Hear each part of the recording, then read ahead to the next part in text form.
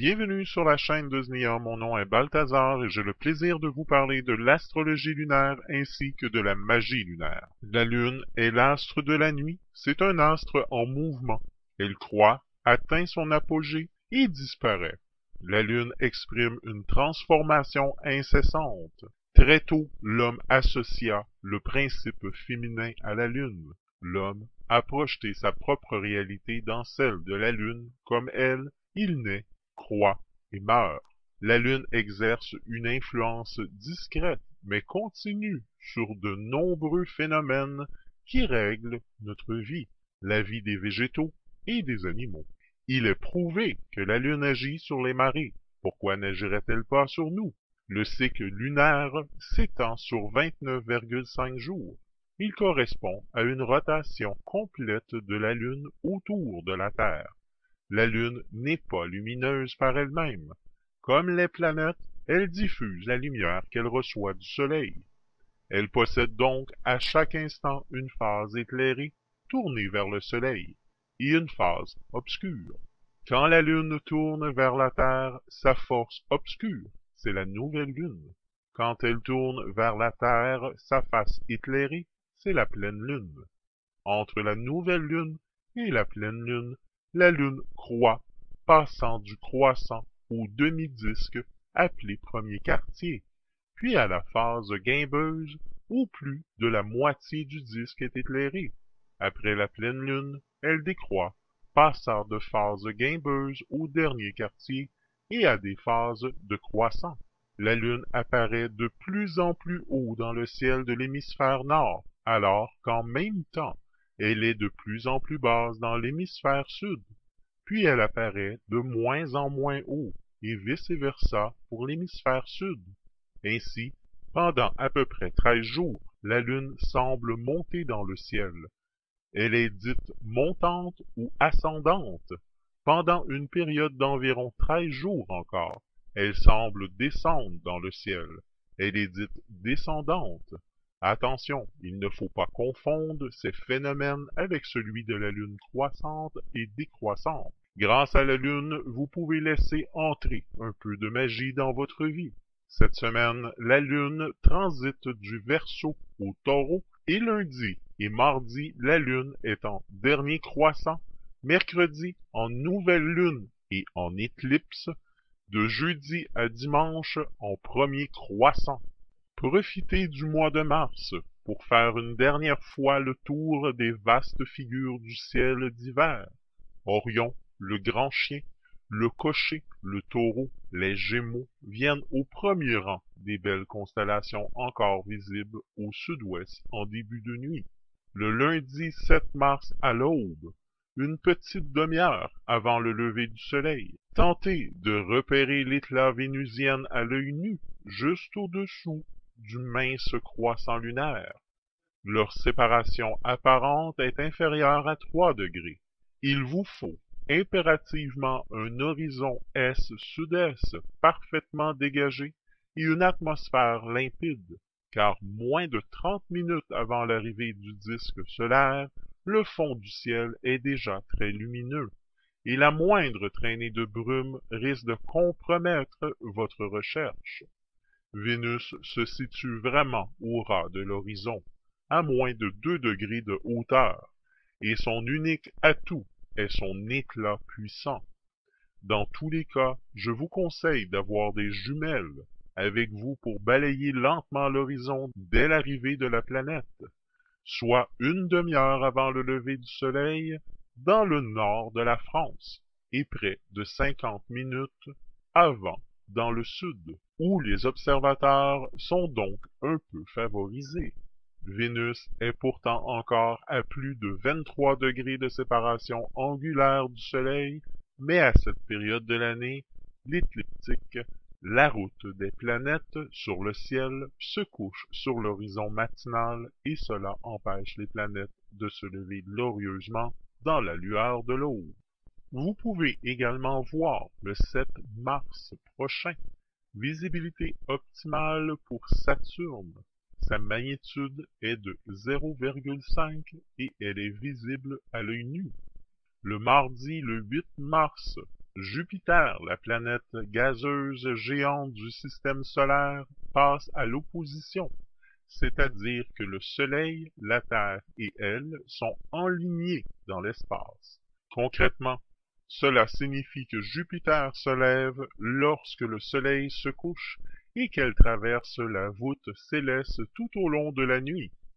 Comme elle est actuellement installée dans la constellation du Lion, non loin de la frontière avec la Vierge, Jupiter franchit le méridien, la ligne nord-zénith-sud, à près de 50 degrés de hauteur, soit à très loin au-dessus des zones généralement troublées par la turbulence ou dégradées par les excès de l'éclairage artificiel.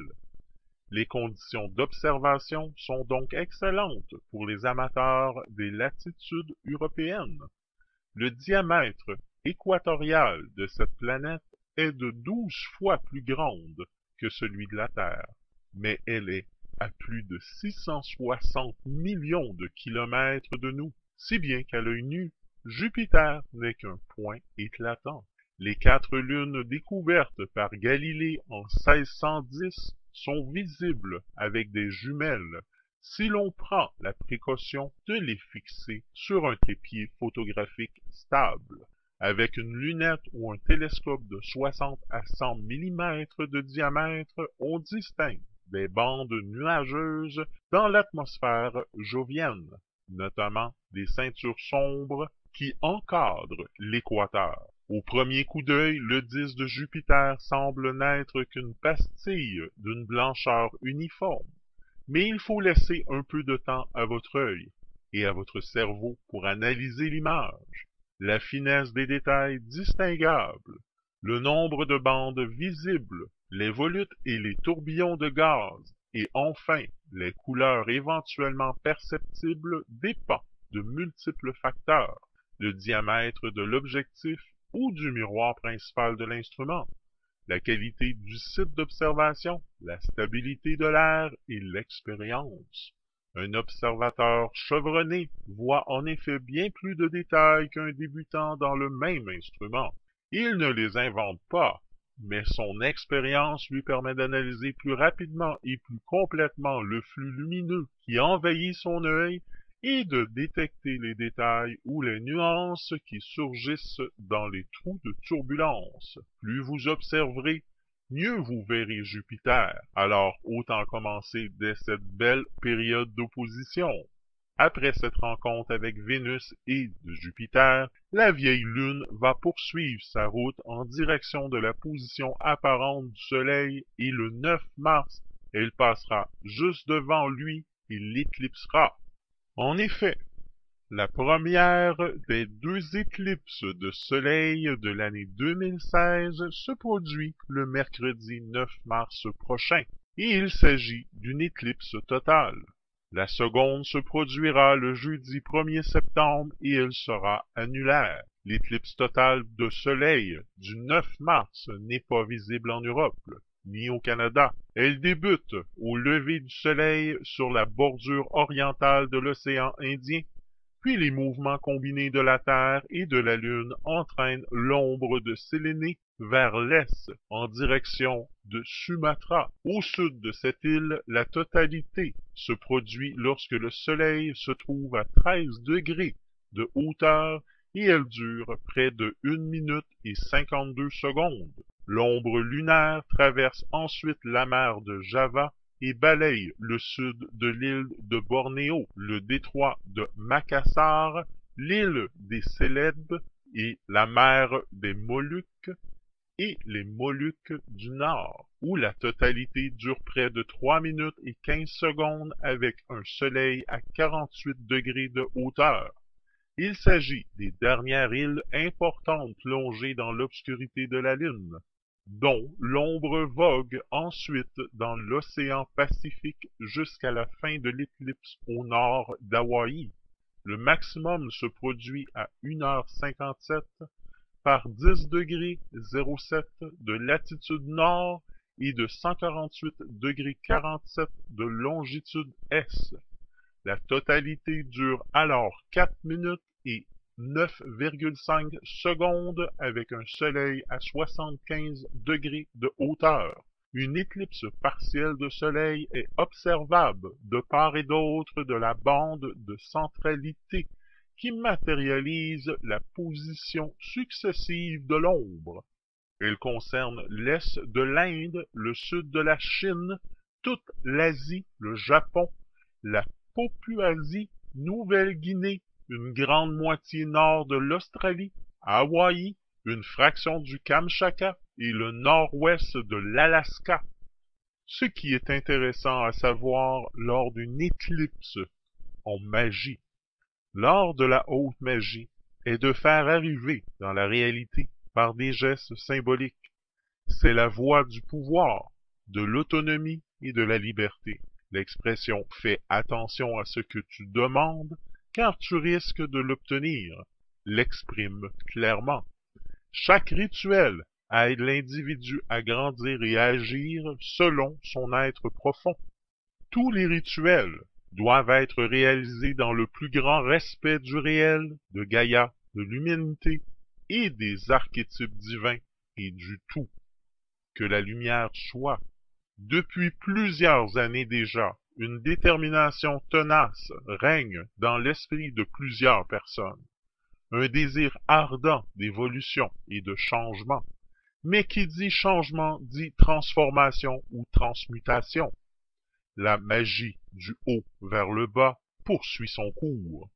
Plusieurs connaissent déjà leur projet de vie, mais ne réalisent pas encore leur acte quotidien à leur réalité magique. D'autres ne savent pas encore bien s'organiser pour se réaliser. D'autres encore souffrent d'être attachés à certaines histoires de leur passé. Ils tentent en vain de renouveler leur vie, mais à quoi bon avec tous ces liens élastiques sociaux, familiaux et amicaux? Peut-être que la solution n'est pas très compliquée. Il est possible de vivre sans compromis tout en étant dans le respect du soi et du tout en simultané. Éclipse solaire du 9 mars 2016. Elle augmente la puissance de l'assise médiative. Elle permet de comprendre les ondes problématiques ou erronées et blessées de l'être. Elle peut permettre le nettoyage et harmonisation relationnelle. La prochaine éclipse solaire vibrera sur 3 tonalités distinctes qui se complètent. L'éclipse aura lieu sur le 18e degré zodiacal des Poissons. Une énergie fulgurante d'ouverture de soi vers l'autre. L'environnement de l'inconscient collectif s'opérera. D'une part, nous pouvons traduire cet événement dans son penchant ombrageux. Cette propension à l'ouverture de soi peut permettre certains envahissements non désirés à pénétrer le champ énergétique individuel, pouvant intégrer de multiples signaux erronés, modifiant la voie de l'être. L'être à proprement parler risque de se faire envahir par le contexte psycho-émotif de son environnement, oubliant du fait même sa propre nature divine, ce qu'il est au-delà du monde des apparences. Une éclipse solaire dans le signe des Poissons peut se vivre de façon bénéfique pratiquement d'une seule manière, en inversant ce processus d'ouverture de soi de l'autre vers l'intériorité de l'être. Osez découvrir les univers, les différentes dimensions, les différents niveaux de réalité en soi.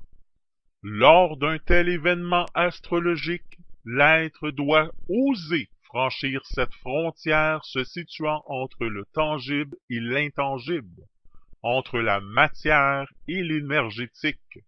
Une fois plongé à l'intérieur de ces univers intérieurs, l'être pourra se faire guider par l'énergie lunaire, qui sera en pleine puissance, propulsée par le rayon solaire derrière elle. L'éclipse du 9 mars sera un moment spirituel privilégié pour se rencontrer intérieurement dans les plus grands mystères du soi-même. non pas pour résoudre à certains questionnements existentiels, mais plutôt pour rencontrer dans l'expérientiel médiatif les forces profondes animant la vie en soi. Faire un rituel à ce moment stratégique de l'année peut aider à augmenter la puissance de l'assise médiative, peut permettre de cibler, comprendre les zones problématiques ou erronées, blessées de l'être, tout en déclenchant le processus de purification et de résolution. Il peut aider également à faire un immense nettoyage relationnel. Revenons à nos observations dans le ciel. Le 10 mars très tôt au début de soirée, rapidement, lorsque la noirceur s'installe, il faut repérer le fin croissant lunaire directement vers l'ouest et pas très élevé au-dessus de l'horizon. À l'aide de vos jumelles, regardez pratiquement au-dessus de la Lune pour percevoir la lointaine planète Uranus. Dans vos jumelles, repérez au-dessus de la Lune le triangle d'étoiles, puis plus haut la fameuse Uranus. Après le coucher du Soleil, la Lune s'offre à nous sous de beaux croissants débutant le 10 mars et se poursuit pour les 2 prochaines soirées, soit le 11 et le 12 mars. Remarquez la lumière cendrée du côté sombre de la Lune qui nous permet d'y voir faiblement les détails à la surface. Cette lumière qui éclaire faiblement le côté sombre de la Lune provient de la lumière du Soleil, qui est réfléchie sur la Terre et qui rejoint la Lune. Vendredi le 11 mars 2016, c'est le meilleur moment pour observer la lumière cendrée de la Lune juste un peu après le coucher du Soleil.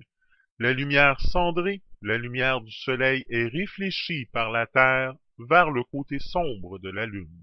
Dimanche le 13 mars, à la fin du crépuscule, 1 heure et demie après le départ du Soleil, il n'y a aucune planète brillante au-dessus de l'horizon ouest, mais le jeune croissant lunaire se charge de mettre un peu d'animation sur la voûte céleste en grimpant à l'assaut du Taureau et en traversant les Hyades.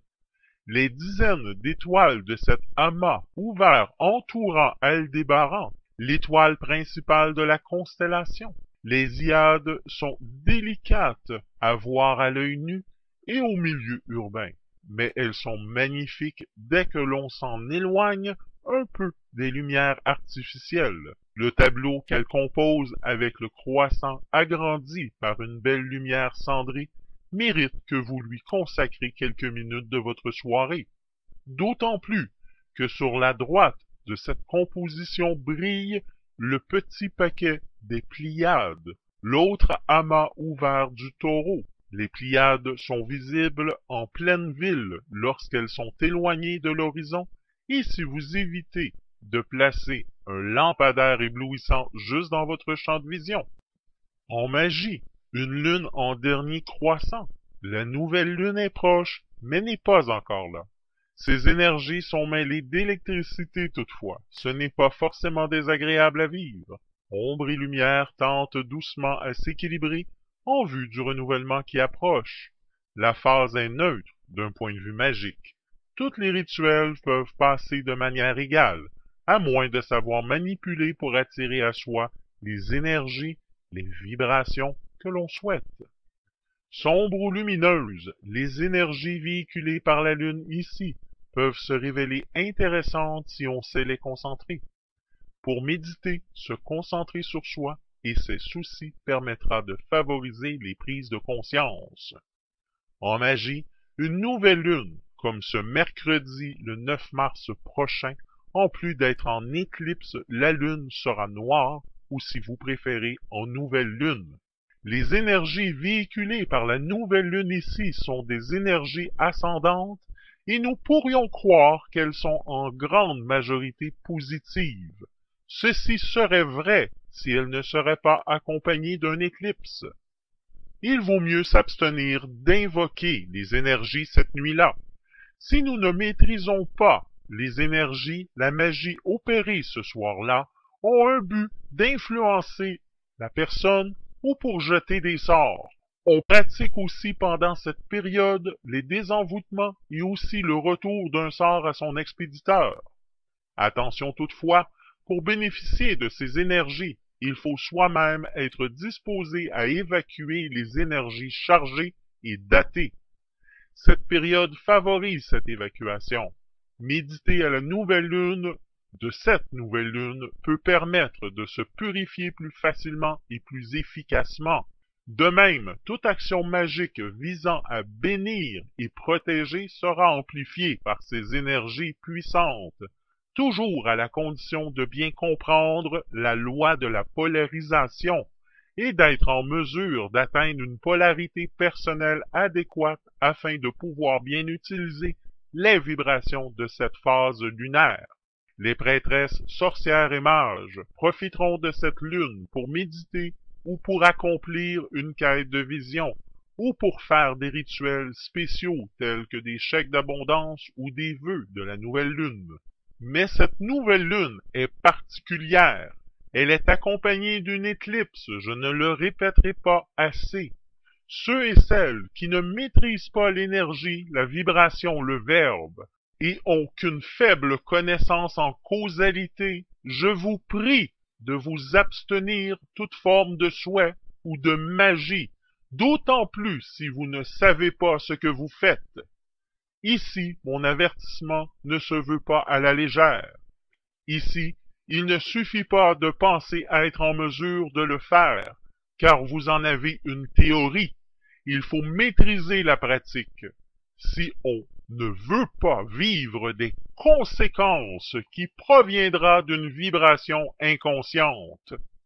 D'autant plus que cette nouvelle lune en éclipse sera en Poisson, ce qui favorise les rêves, la clairvoyance et toutes les facultés extrasensorielles, dont la créativité, inventivité, la transmutation de l'intangible vers le tangible.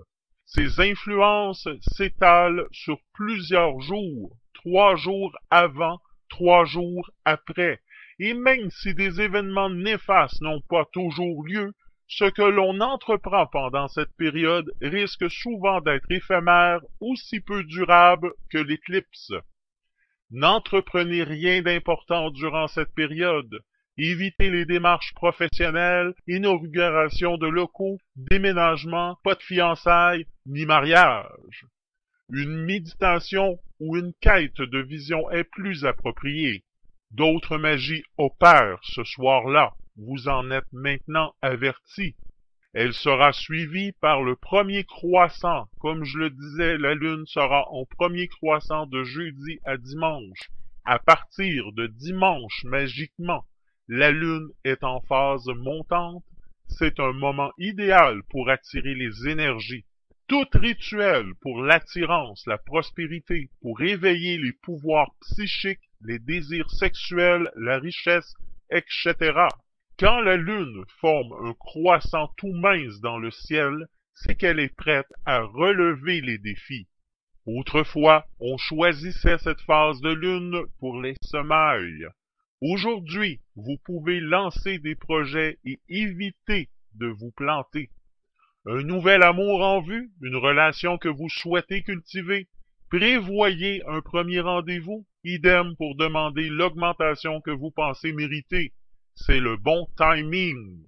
Tout ce que vous entreprendrez pendant la phase croissante de la Lune commence sous le bon auspice. N'oubliez pas de bien préciser votre demande. Réfléchissez bien au maximum de détails que vous pouvez. Les énergies véhiculées par la Lune durant cette phase continuent d'être majoritairement ascendantes et positives. Seulement, s'il n'y a pas de lumière sans ombre, cette phase peut être très intéressante pour effectuer un travail intérieur. Il est possible de faire surgir ce qui est enfoui ici avec plus de facilité. La Lune pousse l'ombre interne à sortir, à se montrer. Pour le meilleur, pour qui sait en profiter. Cela peut être à double tranchant cependant. Il se peut que l'expérience aille loin et elle vous soit désagréable. Cela peut s'avérer même douloureux sur le moment. Mais sachez, au final, ce sera toujours salutaire. Méditer sous l'influence de cette phase peut s'avérer être riche d'enseignements. Pratiquer un rituel peut s'avérer risqué en revanche si on ne maîtrise pas correctement la vibration. Veillez à ce que le rituel soit de vous. Ne choisissez pas un rituel tout fait sur Internet. Ne reprenez pas un truc tout fait. Et prenez la peine de bien méditer avant pour vous assurer que les énergies, que votre vibration vous sont bien favorables. Regardons maintenant l'ambiance de la Lune pour les jours de cette semaine. La Lune représente notre sensibilité, notre humeur, notre réceptivité, notre état d'âme. Elle parcourt le zodiaque en un peu moins de 29,5 jours en jouant au baromètre sur la sensibilité de chacun d'entre nous, en nuançant nos réactions quotidiennes. La pleine lune indique que, vu de la Terre, la Lune et le Soleil sont en opposition et donc dans des signes opposés. Les énergies symbolisées par ces deux luminaires s'expriment alors dans toute leur fougue, leur complémentarité, mais aussi leur conflit. D'une façon générale, les transits de la Lune sont plus actifs chez la femme, mais les hommes ayant une Lune puissante dans leur thème natal en ressentiront aussi beaucoup les effets. Nous allons commencer cette semaine avec une Lune qui s'apprête à faire peau neuve dans la constellation des Poissons. Dès lundi, la Lune sera en conjonction à Vénus, nous obligeant à prendre du recul sur notre vie émotionnelle et à observer nos propres sentiments et liens avec davantage de clarté. Mardi, la Lune sera en conjonction à Mercure, ce qui accentue encore cette tendance et qui de plus nous pousse à rectifier des erreurs de jugement. Mercredi, la nouvelle Lune opère en opposition à Jupiter. Cet aspect vient amener l'excès de tout ce qui signifie la conjonction, avec donc un comportement parfois trop démonstratif, pas de limite dans les désirs, un peu de naïveté ou au contraire une morale un peu élastique, surtout au niveau matériel car les besoins dans ce domaine sont importants. Les problèmes d'alimentation et de poids sont bien sûr plus difficiles à maîtriser. Je vous invite à faire preuve de davantage d'objectivité sur le bien fondé. Jeudi, le transit de la Lune se lance dans le tout premier signe du zodiaque, le Bélier, en approche d'Uranus, ce qui va booster bien des volontés vers davantage d'autonomie au sens large. Vendredi, le sextile de la Lune à Vénus et son trigone au nœud lunaire nord vont amplifier la situation dans laquelle il faut mobiliser sa créativité personnelle. C'est l'aspect type du sens de l'adaptation par la parole et le fait d'avoir une aptitude à convaincre par le charme et le magnétisme personnel. Beaucoup de gentillesse et de sympathie seront présents dans les contacts avec les autres. Le week-end s'annonce plus serein avec une lune en taureau nonchalante, gourmande et sensuelle. Lundi, le 7 mars 2016, la lune sera en Verseau. Dans cette position, la lune favorise l'originalité, la nouveauté, les changements de dernière minute, l'amitié, la convivialité et la tolérance. C'est un bon jour pour sortir, découvrir, faire des rencontres et avoir un coup de foudre. Les autres signes qui bénéficient des influences de la Lune en Verseau sont les Gémeaux, Balance et Scorpion. Pour lundi, le climat est à la lutte. Ne rentrez pas dans votre coquille, il va falloir montrer les dents, et vous verrez que ce n'est pas si difficile. Mardi, le 8 mars 2016, mercredi, le 9 mars 2016, la Lune sera en Poisson. Dans cette position, la Lune favorise les voyages, les déplacements, l'intuition, la vie psychique, la vie amoureuse, la douceur de vivre et les festivités. C'est un bon jour pour sortir, voyager, échanger des mots tendres et vivre en harmonie. Les autres signes qui bénéficient des influences d'une lune en Poisson sont les Cancers, Scorpions, Sagittaires et Lions. Pour mardi, votre passé peut aujourd'hui vous servir utilement pour éviter des impasses. Écoutez votre inspiration. Pour mercredi, le climat est contemplatif et nébuleux, ce qui va agacer les esprits forts et les tempéraments dynamiques. Jeudi le 10 mars 2016, vendredi le 11 mars 2016, la Lune sera en Bélier. Dans cette position, la Lune est neutre et favorise l'action, la combativité, l'initiative, l'enthousiasme et l'audace. C'est un bon jour pour agir, foncer et aller de l'avant. Les autres signes qui bénéficient des influences d'une lune en Bélier sont les Lions, Sagittaires, Capricorne et Scorpion. Pour jeudi, une lune qui va booster bien des volontés.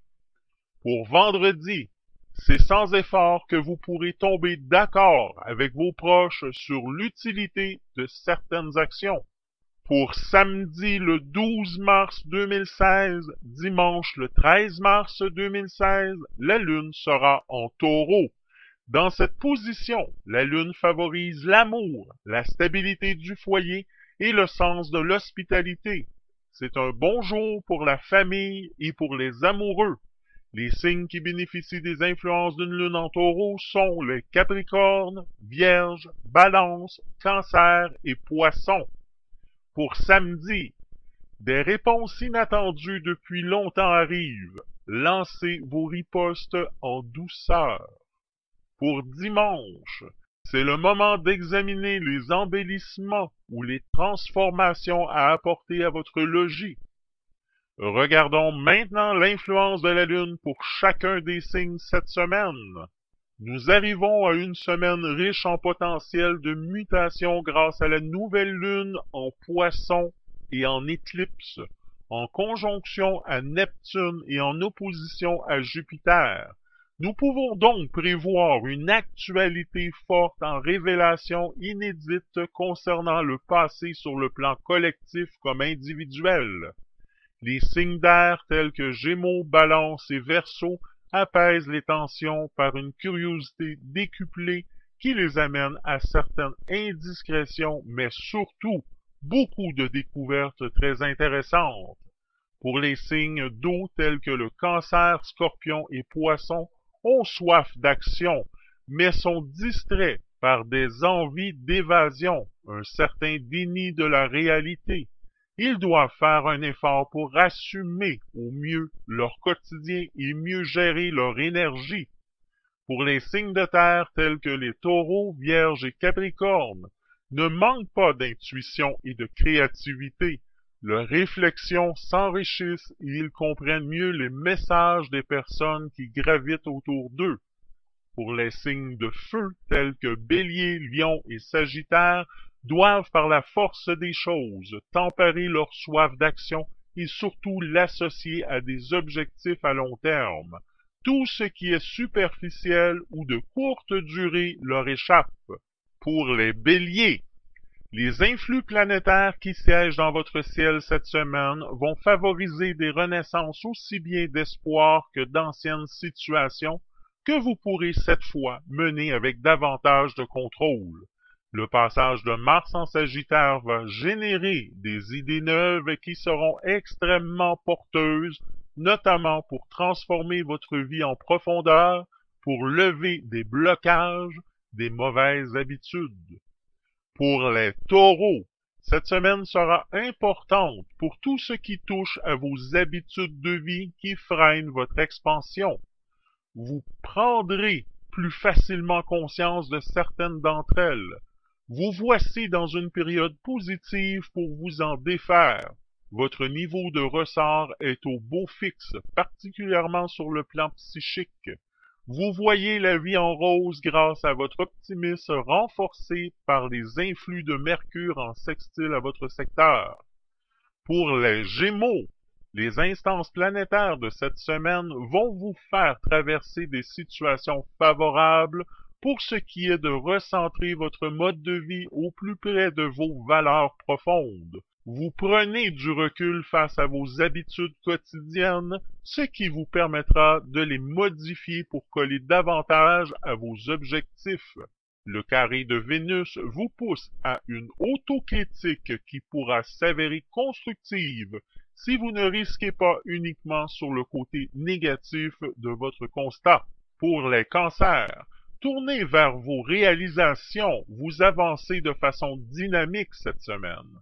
Les combats actuels sont la clé de votre réussite, à condition de rester centré sur vos buts véritables, sans vous perdre dans des illusions sociales.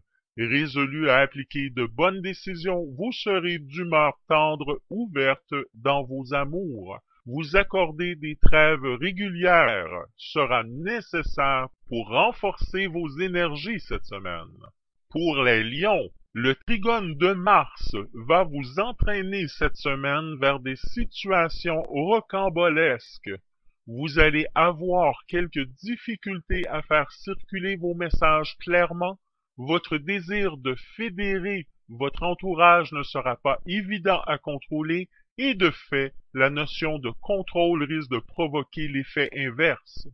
Le lâcher-prise s'imposerait plus que ce que vous le supposez. Pour les vierges, l'opposition de Mercure va cette semaine créer des circonstances extérieures très favorables pour faire de nouvelles connaissances enrichissantes dans tous les domaines de votre vie. Vous aurez en vous un charisme accru et surtout de franche facilité à capter l'attention, convaincre et négocier. Mercure vous insuffle des idées neuves, voire avant-gardistes, qui seront un levier à la chance à partir du mois prochain.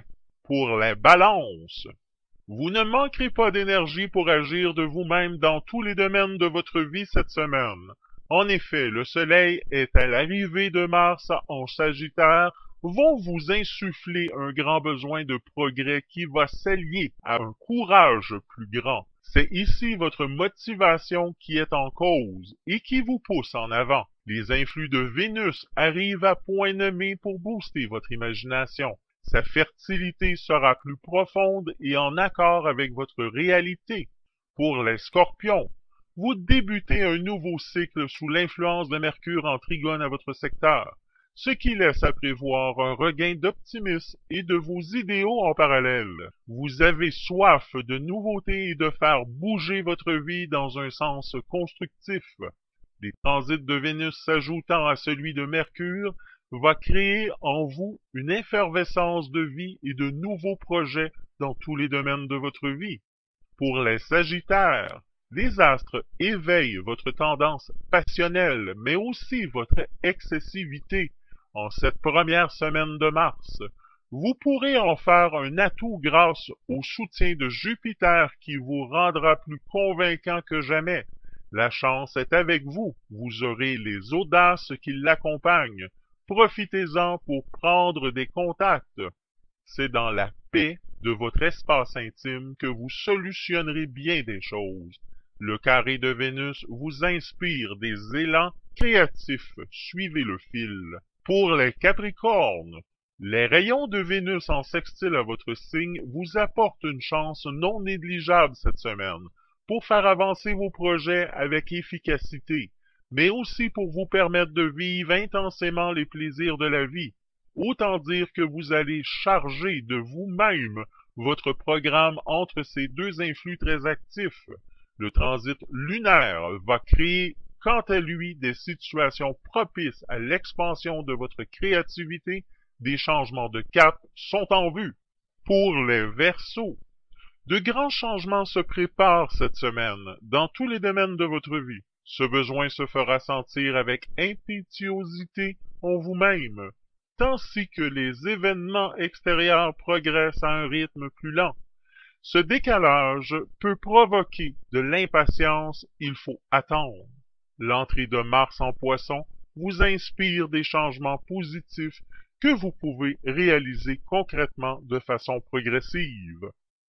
Pour les Poissons, La conjonction de Vénus à votre signe va vous faciliter la tâche pour adoucir les angles relationnels. Plus de proximité et de chaleur affective peuvent arranger bien des situations. Cela va développer votre imagination et votre créativité d'un élan tout neuf et va jouer dans tous les domaines de votre vie. Suivez votre inspiration, elles se révéleront fructueuses. Sur ce, je vous souhaite une excellente semaine et je vous dis à la semaine prochaine.